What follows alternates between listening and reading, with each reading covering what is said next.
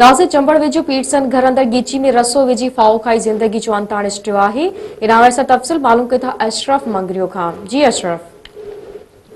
जी बिल्कुल पांच नाज़रीन के ॿुधाईंदो हलां ख़दीजा त चंबड़ वेझो पीरसन जो घर अंदर ॻिची में फाओ खाधल लाश आयो आहे।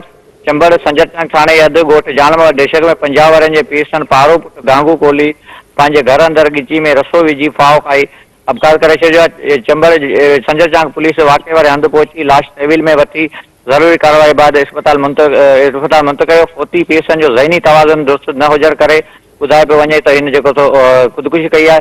ॿिए पासे तव्हां ॿुधायल जानम डिस्ट्रिक्ट में इहो बचनि जे पेट गुज़र ऐं मज़दूरी ख़ातिर आरज़ी कखा घर ठाहे वेठल पुरत पारू वल्द गंगू कोहली जो बीमारी खां तंग अचण करे जेको जो चवण आहे त हिन जेको अपघात कयो आहे ऐं संदसि लाश जेको आहे ज़रूरी कार्रवाई लाइ चंबड़ अस्पताल मुंतक़िल कयो आहे, जितां ज़रूरी घुर्जूं पूरियूं थियण बाद जेको संजय थाणे हद जानम डिस्ट्रिक्ट में पेश आयो। जी अशरफ, तफ़सील ॾियण जे लाइ महिरबानी।